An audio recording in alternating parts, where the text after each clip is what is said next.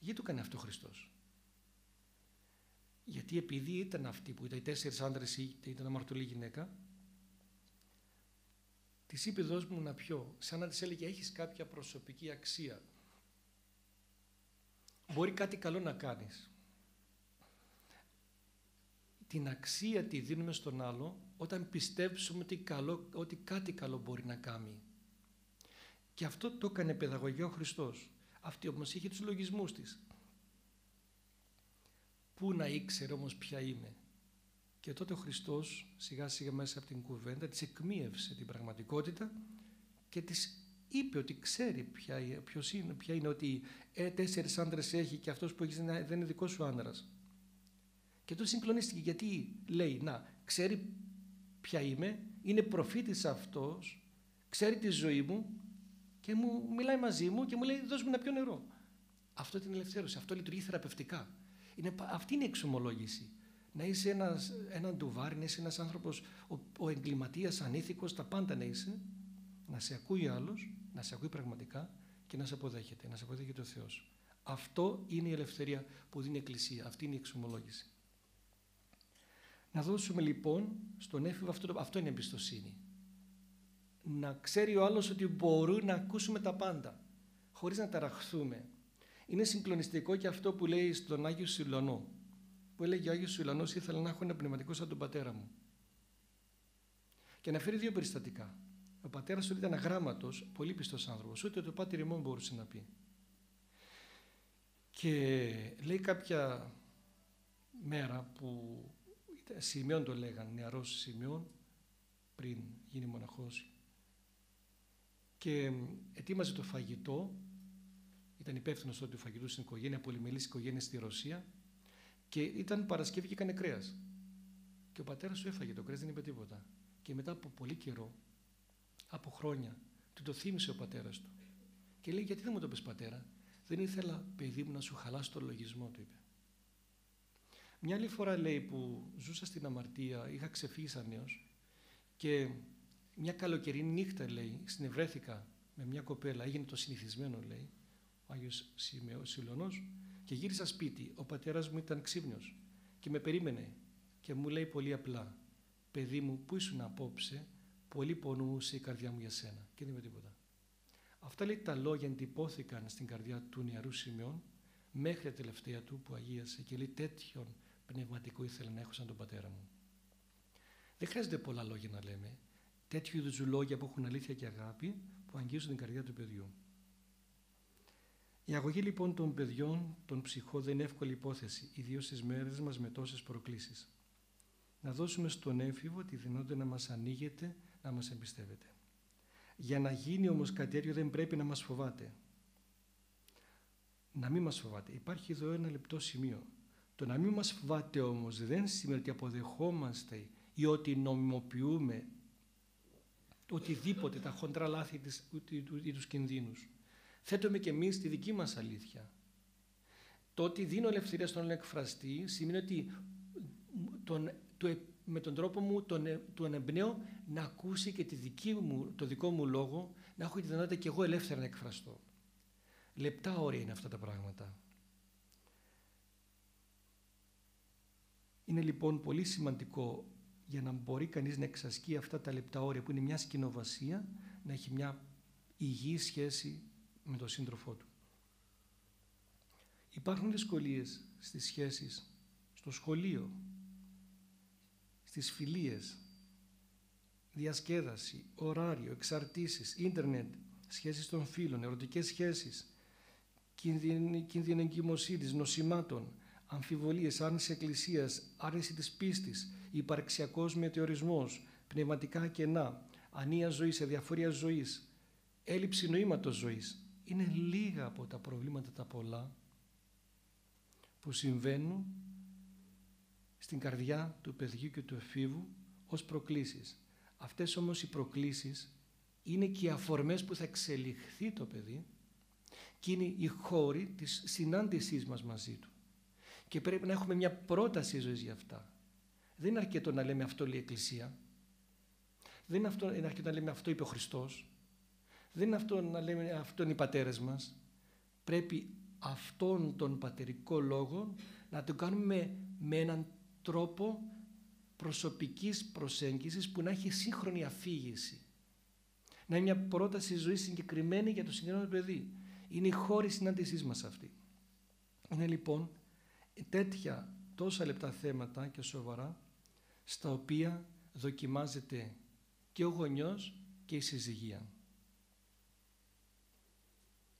Αυτό είναι σταυρός. Αυτό είναι μαρτύριο. Τέτοιοι συνειδητοποιημένοι σύζυγοι, γονείς, είναι οι σύγχρονοι μάρτυρες. Μαρτύριο είναι αυτό, αν είσαι συνειδητοποιημένος και ζεις στην ουσία τα πράγματα, είναι η άσκησή σου, είναι ο σταυρός σου, είναι το μαρτύριο. Και στην εποχή μας, αν κανείς συνειδητοποιημένος σε αυτό το πλαίσιο, είναι ο σύγχρονος μάρτυρας. Έτσι αγιάζει ο άνθρωπος. Κοντά βέβαια σε όλα αυτά, για να δούμε και την πραγματικότητα, η Εκκλησία ασφαλώς έχει τα μυστήριά της, μας δίνει τη χάρη του Θεού, μας φωτίζει. Αλλά αν είμαστε και ειλικρινείς, τις περισσότερες φορές η Εκκλησία είναι εξωπραγματική. Αμήχανη να χειριστεί τις πραγματικές ανάγκες των ανθρώπων, ιδιαίτερα των νέων. Θα ρίσεις πως πολλές φορές μιλάς σε έναν άλλον κόσμο, σε ένα άλλο πλανήτη. Δεν νομιμοποιούμε αυτόν τον τρόπο το λάθος στην αμαρτία. Δεν αλλάζουμε τον Ευαγγελικό Λόγο, αλλά είναι ανάγκη να τον ερμηνεύσουμε σύμφωνα με την πραγματικότητα των καιρών και των νέων. Θυμάμαι κάποτε που είχα μια απορία και ρωτούσα κάποιον ασκητή, τι είναι η υπακοή τελικά? Μου λέει, η υπακοή δεν είναι υποταγή. Μου λέει, η υπακοή δεν είναι κάνω. Η υπακοή στα θελήματα του πνευματικού μπορεί να είναι άρρωστα.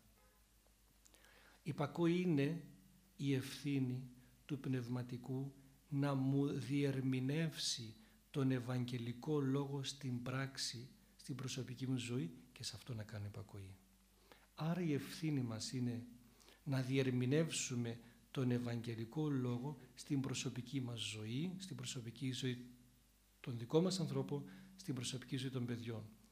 Να κάνουμε δηλαδή την Ευαγγελική αφήγηση που ανταποκρίνεται στις ασθένειες των ανθρώπων για να υπάρξει θεραπεία. Ένας από τους λόγους της αγάπης και της σχέσης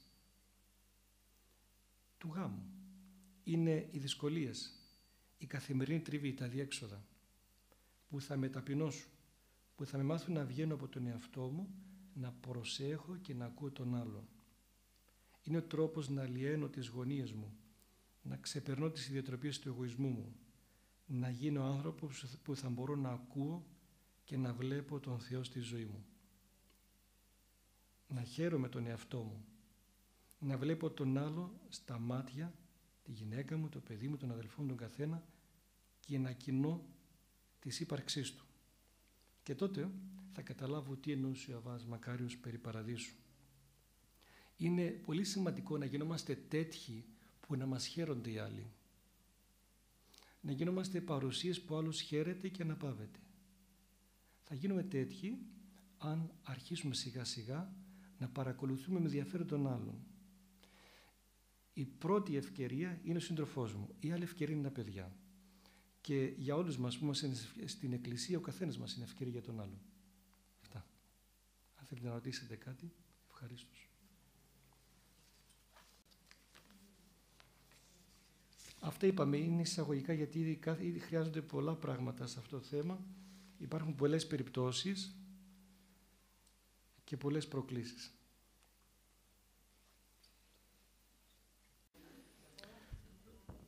Να ευχαριστήσουμε από βάθους καρδίας τον πατέρα Βαρνάβα, ο οποίος νομίζω άγγιξε τις χορδές της καρδιάς όλων μας προβλημάτισε, γονείς και επιμένες, μας έκανε να σκεφτούμε πολύ διαφορετικά κάποια πράγματα, τον τρόπο με τον οποίο κινούμαστε, τον τρόπο με τον οποίο διαχειριζόμαστε πρόσωπα και καταστάσεις, τον τρόπο με τον οποίο συμπεριφερόμαστε στην προσωπική μας ζωή και νομίζω ότι αξίζει ένα μεγάλο ευχαριστώ, όχι μόνο για τον κόπο στον οποίο υπευλήθη ο πατήρ Βαρνάβας να έρθει σήμερα εδώ κοντά μας, αλλά ένα μεγάλο ευχαριστώ γιατί όλοι θα φύγουμε σήμερα από εδώ προβληματισμένοι, με σκέψεις και ίσως και με κάποιες αποφάσεις αλλαγής και διόρθωσης του κακού εαυτού μας, προκειμένου να φερθούμε καλύτερα,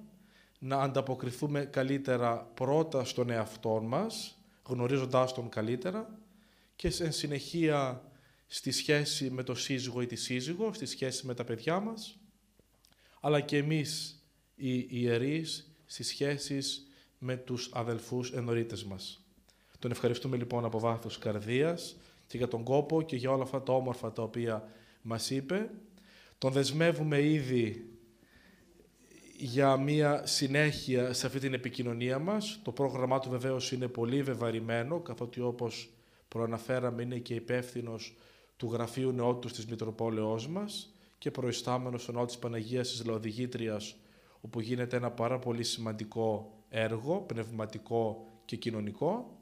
Τον δεσμεύουμε όμως για μία μελλοντική του επίσκεψη σε αυτή την προσπάθεια της ενορίας μας προσεγγίσεως των γονέων και της σχέσεως των γονέων με των παιδιών.